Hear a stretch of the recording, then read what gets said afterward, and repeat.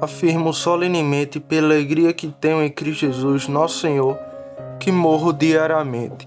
1 Coríntios capítulo 15, versículo 31. Estas palavras carregam forte intensidade e ênfase, revelando o zelo excepcional que o apóstolo sentiu quando a escreveu. Na verdade, eles transmitem um fervor ainda maior do texto original do que na nossa tradução. A frase "eu morro diariamente", que colocamos por último, na verdade, aparece primeiro no original, que é "eu morro diariamente". E também a palavra grega também fala "eu morro diariamente". E eu faço isso pela sua alegria, que eu tenho em Cristo Jesus nosso Senhor. Nenhuma outra expressão usada pelo apóstolo transmite maior ardor de espírito do que esta. A razão específica para usá-lo aqui é demonstrar a firmeza de sua fé na ressurreição dos mortos, que, como vocês sabem, é o tema de disputa que ele está abordando. Ele prova que esta não é apenas uma opinião que ele mantém, mas uma fé profundamente enraizada que o sustenta em todas as dificuldades e sofrimentos. Porque me colocamos em perigos a cada hora? Afirmo solenemente pela sua alegria em Cristo Jesus, nosso Senhor, que enfrenta a morte todos os dias. Se em um ser humano sentido lutei com feras em Éfeso, que me adianta se os mortos não ressuscitam? Comemos e bebemos, porque amanhã morreremos. Ao suportar voluntariamente todas as coisas, na confirmação desta verdade, declara ele, demonstro minha fé na ressurreição. É dever significativo dos ministros estar sempre prontos para demonstrar a estabilidade de sua própria fé nas coisas que pregam aos outros, sofrendo alegremente por eles. A passagem contém dois elementos, uma declaração e sua confirmação. A afirmação é a seguinte: eu morro diariamente.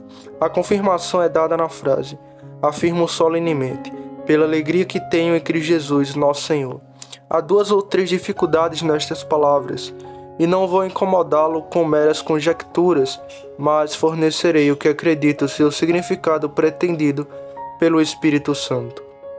A primeira dificuldade surge do significado ambíguo da palavra alegria, que usamos na traduzir a palavra grega kriapnis. No entanto, em outros contextos às vezes é traduzido como confiança, às vezes como gabasse e às vezes como glória.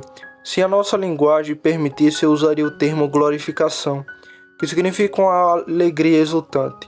A segunda dificuldade reside na ordem das palavras, que é única e não aparece em nenhum outro lugar das Escrituras. Afirmo solenemente, pela alegria que tenho em Cristo Jesus. Isso deu origem a várias interpretações, mas claramente o sentido é este: pela alegria que você e eu temos no Senhor. Eu poderia fornecer exemplos de transposições semelhantes na língua grega entre indivíduos, se isso edificasse. Ainda uma terceira dificuldade, a partícula vir, aqui serve como juramento, semelhante a crer em hebraico ou por em nossa língua. No entanto, às vezes funciona como uma afirmação forte. Escolhemos expressá-lo como eu afirmo solenemente. Se for um juramento, então, a palavra denota o objeto, juro pela sua alegria no Senhor, significando pelo Senhor em quem você se alegra. Este uso é explicitamente visto na expressão Jacó furou pelo temor de seu pai Isaque, que significa por aquele a quem seu pai Isaque temia.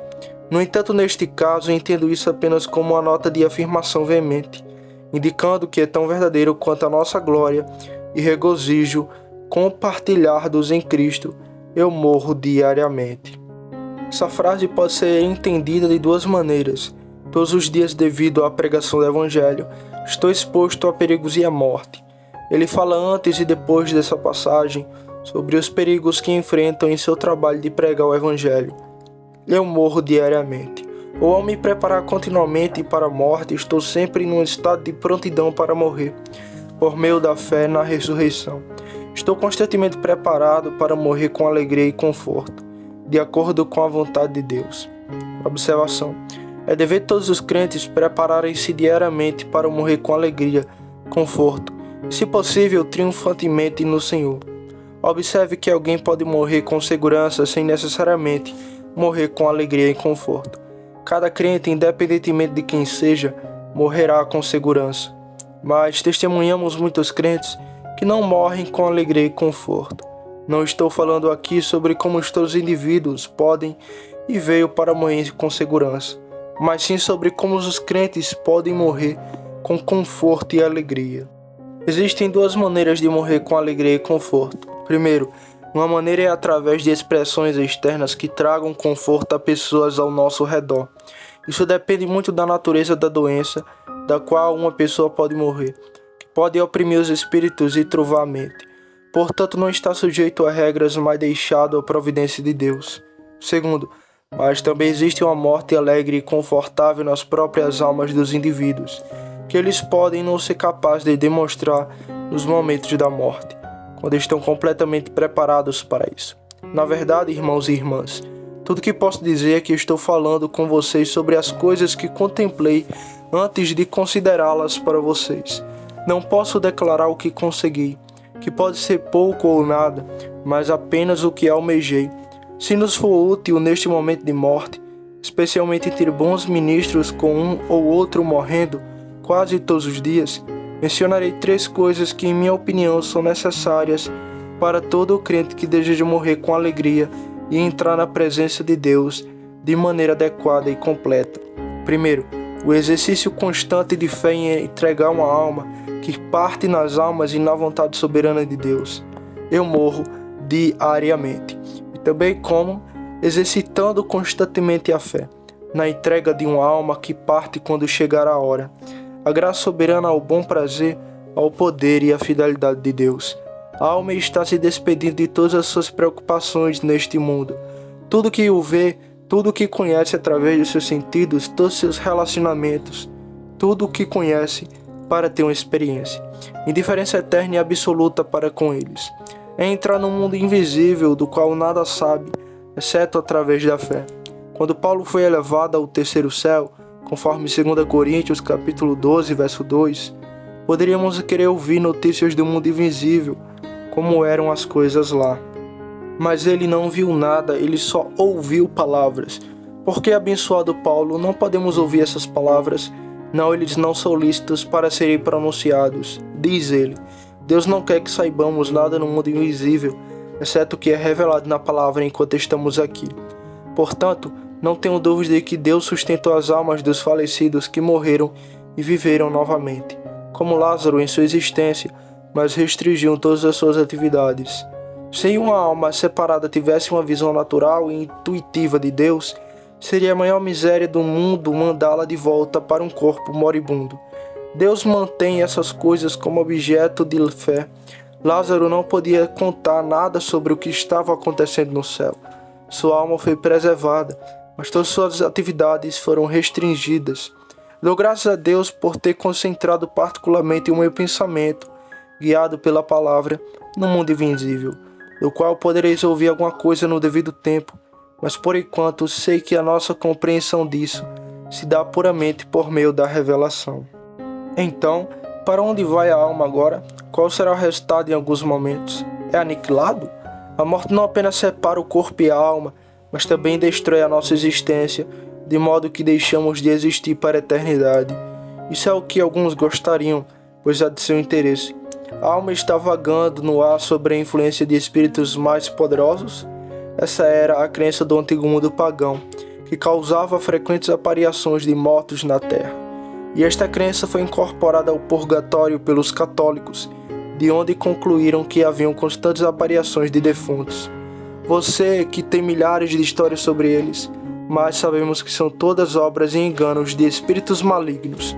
Nossa ignorância do mundo invisível é tal que a maioria dos cristãos inventou um terceiro estado que não existe, produto da superstição e da idolatria, pois é superstição fabricar noções religiosas que atendam às afeições naturais das pessoas ou gratifiquem os seus desejos para seu próprio lucro, sendo que ambos foram os motivos neste caso.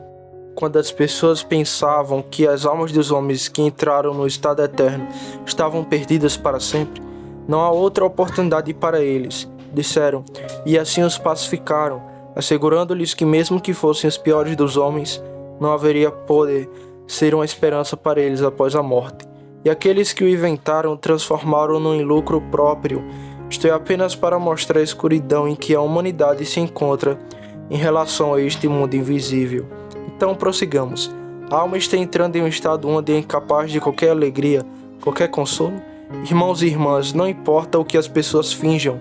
Quem nunca experimentou alegria ou consolo neste mundo, exceto através dos sentidos ou do raciocínio sobre os objetos sensoriais, não sabe nem pode acreditar que a própria alma é capaz de qualquer consolo em outro mundo. Somente alguém que recebeu imediatamente conforto espiritual em sua alma neste mundo pode acreditar que sua alma é capaz disso em outro. Mas, contudo, é certo que ninguém pode empreender nada relativamente à conduta de sua alma no outro mundo. Então, qual é a sua abordagem neste estado de condição? Qual é a sua sabedoria? Verdadeiramente entregar esta alma que parte à soberana sabedoria, prazer, felicidade e poder, através do exercício contínuo da fé, como o apóstolo nos diz em 2 Timóteo capítulo 1, verso 12. Porque eu sei que tenho crido e estou certo de que ele é poderoso para guardar o que lhe confia até aquele dia. É uma tarefa poderosa guardar uma alma separada até o dia da ressurreição. Então diz o apóstolo: eu conheço aquele que tenho confiado a isso. Confio ao poder onipotente. Que o Senhor nos ajude a acreditar que haverá um ato de poder onipotente exercido em nome de nossas almas que partiram no mundo invisível, para preservá-las até o dia em que corpo e alma serão unidos e virão desfrutar dele. Temos um exemplo glorioso deste dever e exercício da fé. Nosso Senhor Jesus Cristo morreu enquanto exercia. Foi o ato final de fé que Cristo realizou neste mundo. Lucas capítulo 23, versículo 46 afirma: quando Jesus clamou em alta voz, essa era a voz da natureza, mas agora lhe chegam as palavras da fé. Ele disse: Pai, em tuas mãos entrego o meu espírito. Depois de dizer isso, ele deu seu último suspiro. Aqui foi o último exercício da fé de nosso Senhor Jesus Cristo neste mundo, entregando sua alma que partiu nas mãos de Deus. E com que propósito ele fez isso? Somos informados no Salmo 16, verso 8 a 11. Tendo posto o Senhor sempre diante de mim, porque ele está à minha direita e não serei abalado. Pois isso meu coração está alegre e todo o meu ser se alegra. A minha carne também habita seguro, pois você não abandonará minha alma ao Sheol, nem permitirá que seu santo veja a corrupção. Você me faz conhecer o caminho da vida. Em sua presença há plenitude de alegria. À sua direita há prazeres para sempre. Estas são as palavras de Davi, que o próprio nosso Senhor Jesus Cristo usou quando disse: em tuas mãos entrego o meu espírito. O salmista acrescenta: tu me redimiste, Senhor, Deus fiel. Experimentar a obra da redenção que nos é comunicada pela verdade da promessa é maior encorajamento para confiar uma alma que parte nas mãos de Deus. Agora, para mim, considerando o desaparecimento de todas essas sombras e aparências e a eterna dissolução de toda a conexão com as coisas terrenas e a existência de uma alma em uma condição separada com a qual não estamos familiarizados, esta é uma das considerações primárias. Se nós desejamos de morrer com alegria e conforto, como podemos entregar uma alma que está partindo às mãos e ao controle soberano de Deus? É um ato de fé significativo e notável fazer isso. Primeiro, é um ato de fé significativo e notável. Hebreus capítulo 11 fala da poderosa eficácia e do grande sucesso da fé. Um dos casos específicos, que inclui muitos outros, é que todos estes morreram na fé. Foi algo notável morrer na fé sobre o Antigo Testamento, quando eles estavam cercados por tantas sombras e tantas trevas, e quando a sua visão das coisas invisíveis, por trás do véu, era muito inferior ao que Deus nos revelou. Além disso, o estado das coisas além do véu não era o mesmo que agora. Cristo ainda não estava entronizado, exercendo seu ofício. No entanto, a fé os conduziu através de toda aquela escuridão e os levou a aventurar suas almas em Deus, confiando em sua fidelidade, misericórdia e graça. Quando se trata desta consideração, pesa tudo na balança. De um lado, a nossa existência, a nossa vida neste mundo, os nossos pecados e a sua culpa, os nossos medos, incertezas e a escuridão que rodeia o estado futuro, a nossa aversão à dissolução. E todas as considerações que nos rodeiam. Do outro lado, o poder, a fidelidade e a misericórdia de Deus, sua capacidade de nos receber, preservar e guardar até aquele dia, e de ser mais valioso para nós do que todas essas coisas. Aqui estará a minha porção, diz a fé. Todas as coisas na outra balança não têm valor nem peso comparado a este peso esmagador do poder e da bondade de Deus. Este é um glorioso exercício de fé. Vocês já experimentaram, meus irmãos e irmãs? Coloque as coisas em cada lado da balança e veja para que lado ela se inclina. Observe o que a fé pode realizar em tal situação. Segundo, é o último ato triunfante de fé, no qual alcança a vitória final sobre todos os adversários. A fé é a graça principal em todas as nossas guerras e conflitos espirituais. Ao longo da nossa vida, é acompanhado por outros companheiros fiéis que o apoiam e auxiliam. O amor funciona, a esperança funciona, todas as outras graças, a abnegação, disposição para carregar a cruz, todas elas trabalham lado a lado e ajudam a fé. Mas quando enfrentamos a morte, a fé permanece sozinha. Agora vamos ver o que a fé pode realizar.